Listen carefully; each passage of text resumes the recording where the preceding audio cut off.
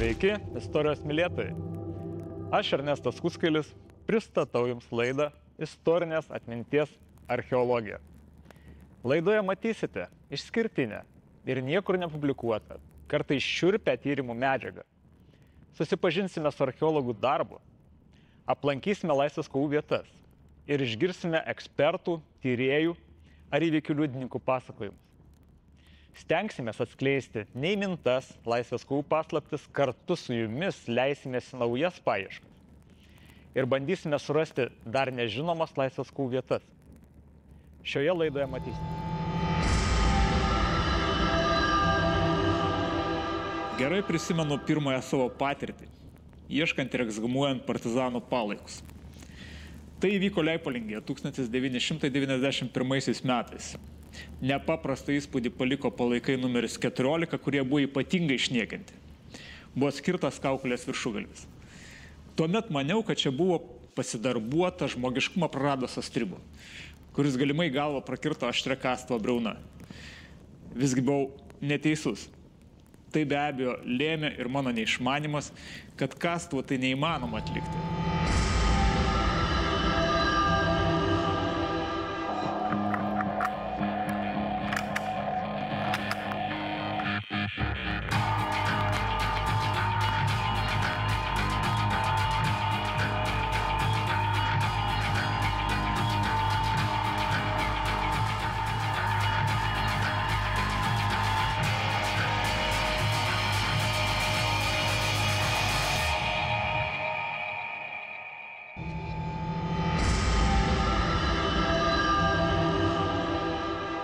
Sveikas, Linai. Sveikas. Malonu susitikti. Ir man malonu. Tik tai tema ne tokia labai malonė bus. Aš paprašysiu prisiminti 2021 metus Leipalingėje. Toks nebuvo labai malonus ruduo ir tada suradome vienerius palaikus. Ir tie palaikai buvo su ypatingom žymėm. Buvo nupjautas kaukolės viršugalvis ir tai be abejo mums abiems sukėlė klausimų, kas čia buvo. Na, pirmiausiai, tai buvo patys pirmieji palaikai, pradėjus mums misiją Leipalingėje. Taip, tais metais surasti buvo vieni patvoryje užkasti palaikai ir kas ten ypatingo. Pirmiausiai, aišku, krito į akis, kad jie yra palaikai suniokoti, atplėštos kojos, tai yra pėdos buvo atplėštos, rankos išsuktos ir svarbiausia, kad buvo kaukolė nupjauta. Apžiūrėjus vietą buvo tapo aišku, kad profesionaliai nupjauta kaukolė, labai profesionaliai, tai yra nemėgėjo kažkokio specialisto, tai vadinasi mediko ar chirurgo. Ir tada kilo minčių pirmiausia, kas čia vyko, kas galėjo vykti į Leipalingėje, kad kažkokio nužudyto ar žuvusio asmens palaikus, va taip ir suniokojo, kaip sakant, išplėšė kojas ir dar kaukolę, išėmė smegenis, kaukolę prapjovė. Tai buvo viena iš versijų, kad kažkas tai buvo tarp NKVD ar darbuotojų, ar kaip sakant, ar ligoniniai dirbo, tuo metu Leipalingėje buvo ligoninė. Dirbo kažkoks tai asmuo, kuris norėjo pasitreniruoti. Tai yra pasipraktikuoti savo pjaunant nužudytųjų žmonių kaukolės, pjaustant. Kitas dalykas, kad galėjo atvažiuoti kažkokia speciali grupė, pavyzdžiui, iš Druskininkų, kur buvo mėgiama poilsiavietė visų NKVD darbuotojų ir apskritai visų elito tuometinio ir kolaborantų. Galėjo dar kažkas atvažiuoti ir kažką daryti, arba speciali grupė kažkokia, kur praktikavosi. Tik apie tai rašytiniuose dokumentuose nieko nežinome ir mes tik galim spėlioti dabar. Bet taip, tai buvo patys žiauriausi, viena iš žiauriausių, kaip sakant, nužudytas ir sudarkytas kūnas. Pats pirmasis. Įdomią versiją iškėlė dėl pasitreniravimo. Tai ačiū už pasidalinimą mintimis. 2021 metais, vadovaujant daktarui Linui Kvizikevičiui, visai netoli palaikų numeris 14 radimo vietos ekshumuoti dar vieni palaikai su tokiais pat identiškais atliktais veiksmais.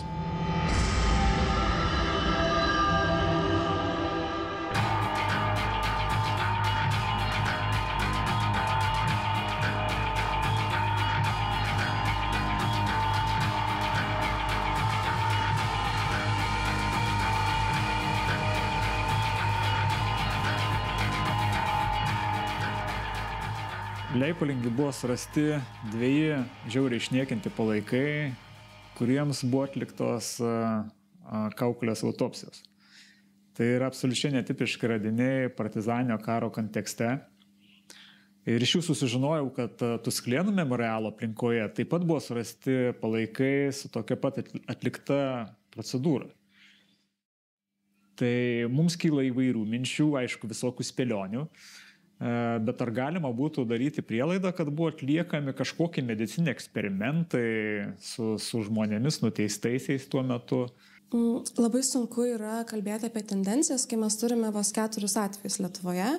Ir iš tų 4 atvejų labiausiai siejasi tikriausiai 3, tai yra Leipalingio 2 atvejai ir 1 Tuskulėnų. Jie siejasi būtent tuo, kad autopsija yra atlikta asmenims, kurie neturi tipinių egzekucinių sužalojimų. Tai, tarkime, nėra šautinių ar tai sprogstamosios kilmės sužalojimų palaikuose. Tuskulėnų atveju konkrečiai mes turime pažeidimus tik poskraniniame skelete, tai yra kapojimo kirstinės žymės, tikriausiai atliktos kastuvu, ir tos žymės yra matomos ties pilvo ir klubų sritimi. Tačiau šautinių sužalojimų kaukolėje, kaip ir Leipalingyje, nėra matyti. Tai siejasi šie 3 atvejai tuo ir taip pat data yra labai panaši. Tuskulėnų atvejį mes galėjome identifikuoti, datuoti pagal kitų asmenų kartu duobėje užkastų identifikacijas. Tai žinoma, kad data yra 1947 metai ir tai yra balandžio mėnuo. O Leipalingio bent jau vienas iš asmenų identifikuotas yra irgi tų pačių metų rugpjūčio mėnesį. Tai ir metai šiek tiek sieja ir mirties priežastį visgi nustatyti galima tų visų palaikų. Jau kalbėjot apie tai, kad tai nėra šautiniai sužalojimai, kurie būtų sukėlę mirtį. Tai nėra tie tipiniai sužalojimai kaukolės srityje, nėra šautinių žymių. Tačiau jeigu kalbame apie našlaičių kapinėse rastą atvejį, taip pat su autopsija, tenais jau yra šautinių sužalojimų. Tai jisai šiek tiek datavimu, tiek savo pažeidimais iš konteksto šio išeina. Man žinant, apie ką mes kalbam, tai suprantu, kad tie 4 palaikai tai nutolę ir laike, gana stipriai nutolę nuo šitų atvejų Leipalingy ir Tuskulėnus. Taip. Tai juos galima tarsi priskirti kitai šiek tiek grupiai. Taip, bet kalbant apie autopsijas, tai mes turim tik šiuos 4 atvejus iki šiol rastus. Aišku, kad tai nėra tipiškas dalykas tyriant rastus partizanų palaikus. Ir čia mes turim šiek tiek neįmintą mįslę ir ko gero čia dar istorikai turės ką veikti, bandant nustatyti kilmę šitų vykdytų veiksmų. Taip, nes vis dėlto tie partizanus tyriant dažniausiai pažeidimai, jie yra tipiniai patiriami mūšio lauke. Šiuo atveju kalbant apie Tuskulėnus, mes turime duobę, kurioje yra žmonės, kuriems buvo įvykdyta egzekucija, paskirta mirties bausmė, jie įvykdyta. Nėra, kad duobėje būtų, kadangi žinome datą, mes žinome, kad turėjo būti 11 žmonių. Nėra, kad toje duobėje būtų per daug asmenų.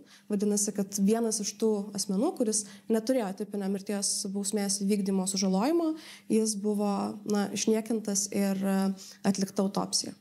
Tai irgi yra gana neįprastas atvejis.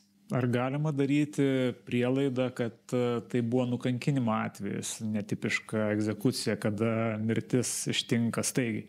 Yra labai, vėlgi sunku pasakyti iš šitų tyrimų, tačiau galima tiksliai pasakyti tai, kad šautinio sužalojimo kaukolėje, kuris turėtų būti egzekucijos atveju, mes neradome. Ačiū, Jovita.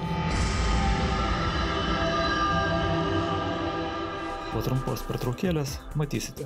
Kaukolėse yra pjūviai padaryti rankiniu pjūklu. Ir jie kažkokius čia eksperimentus darė žiaurius labai su žmonėmis.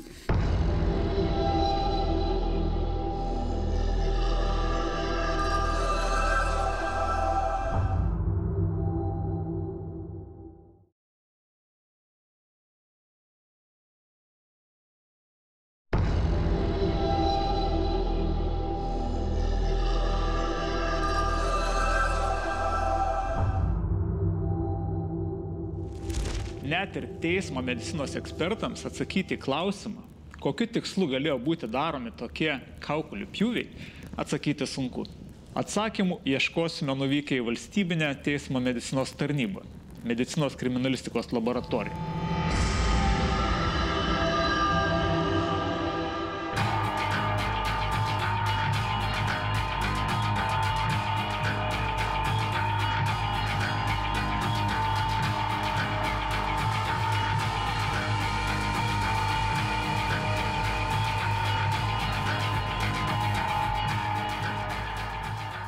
Man buvo patiktos 2 kaukolės, kuriuose, kaip įtariama, yra autopsiniai pjūviai.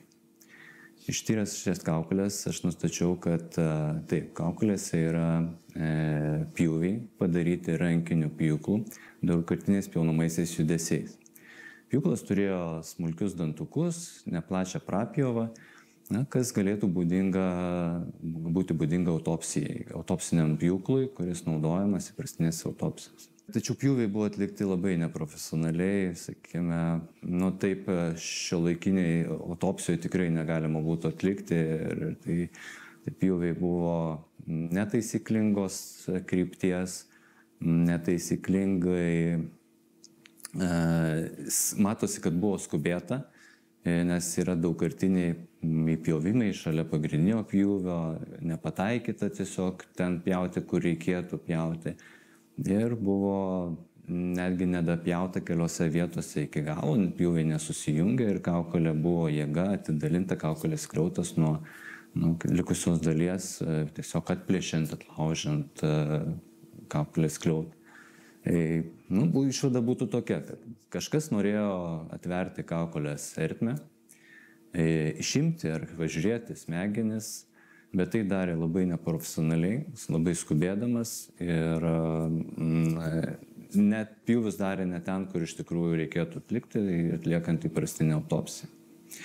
Ir norint, kad po autopsijos palaikai būtų tinkamai sutvarkyti. Tai išvada būtų tokia. Dinaminiai pėdsakai, kurie užsifiksavo pjūvyje, galima pažiūrėti jos ekrane. Matosi smulkios vagelės ir grioveliai, kurie paliekami įrankio ašmenų, šiuo atveju pjūklo dantukų. Jie išlieka netgi po daugelio metų skeletuojantis palaikam, dūlant žemėje ir kitoje aplinkoje. Tai tie dinaminiai pėdsakai mums yra labai svarbus, identifikuojant žalojančius įrankius, nes pagal juos galima nustatyti konkretų žalojantį įrankį. Tačiau šiuo atveju, kuomet pažeidimas padarytas pjūklinių įrankių, tokia galimybė neišlieka, kadangi pjaunant daugkartiniais pjaunamaisiais judesiais, trasos perdengia vieną kitą ir nespindi to tikrojo, sakykime, pjūklo dantukų išsidėstymą. Trasos naudojamos identifikuojant kertančių savybių, pjaunančių, duriančių pjaunančių savybių įrankius. Tai peiliai, kirviai, dažniausiai tokie įrankiai. Šiuo atveju tikrai apie identifikaciją įrankio kalbos nėra, jo labiau, kad mes neturim įrankio, kurio galėjo būti padaryti tokie sužalojimai. Visumoje tai labai atvejis įdomus, labai nekasdieniškas, praktikoje pasitaikantis labai retai.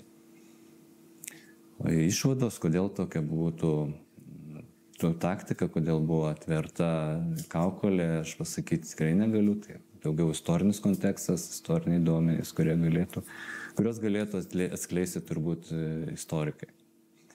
Kokiu tikslu buvo išimti šių asmenų smegenys. Visgi aišku, kad pjūviai buvo daryti asmens, kuris išmanė, kaip daromi skrodimai. Tik tapo aišku, kad darė tai atmestinai, skubotai ir žinojo, kad palaikai nebus grąžinti artimiesiems.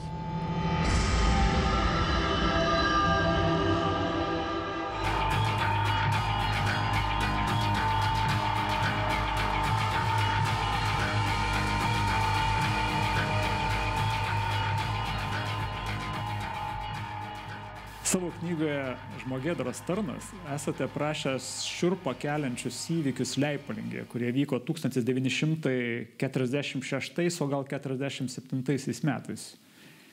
Taip. Ir man toks iš karto klausimas kaip skaitytojui, kiek tame pasakojime yra fikcijos ir kiek yra tikrovės, galbūt nuogirdos iš žmonių pasakojimų, galbūt liudijimai kažkokie. Kaip jums tai užsirašė?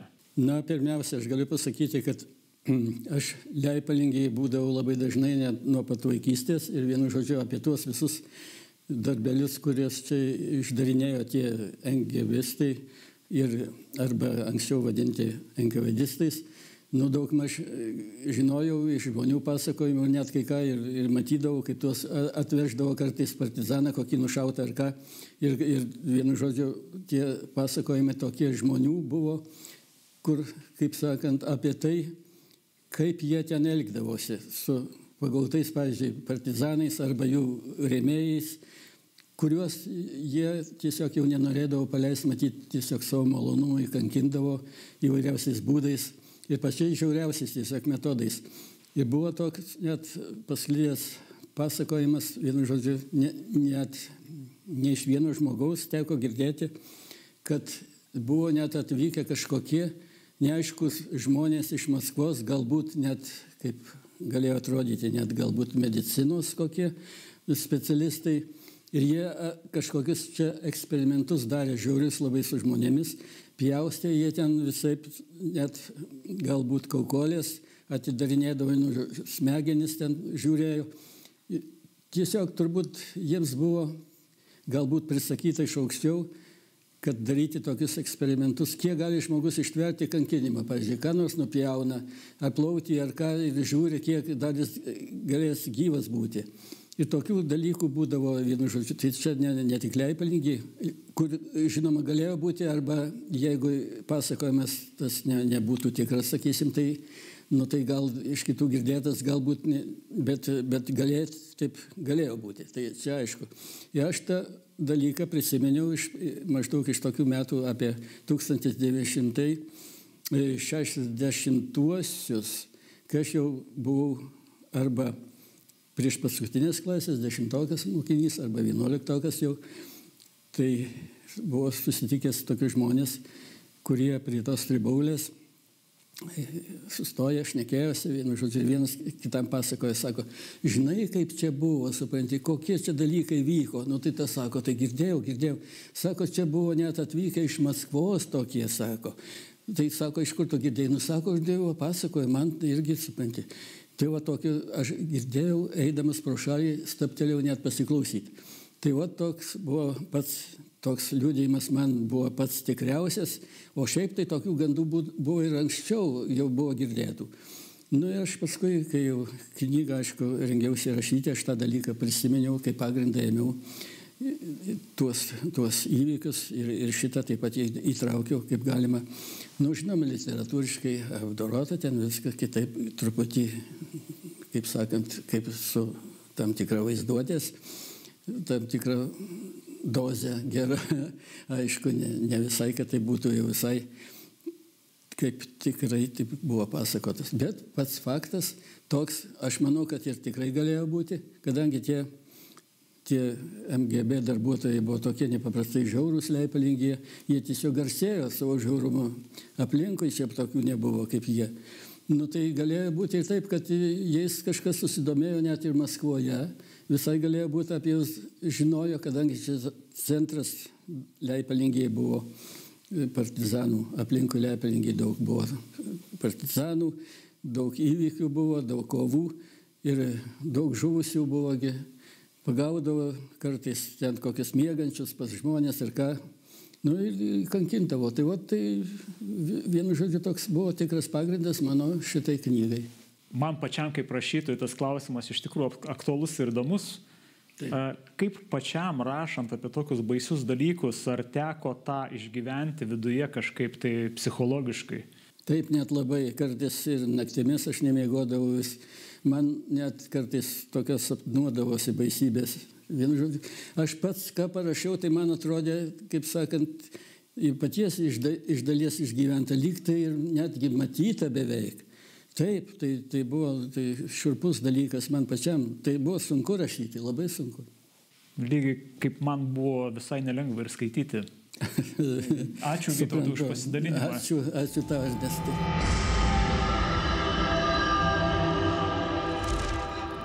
Atskleistas dar vienas kraupus sovietinio režimo represinių struktūrų nusikaltimas žmogiškumui. Kitoje laidoje pirmieji nepriklausomybės karo mūšio prieš bolševikus 1919 metais ir pirmoji ambicinga atkurtos Lietuvos kariuomenės puolimo operacija. Tolimų kovų aidai vis dar pasiekiamus per užrašytus prisiminimus, artefaktus ir žemė vis dar neužgyjančius kovų randus. Ačiū, kad žiūrėjote ir iki susitikimų.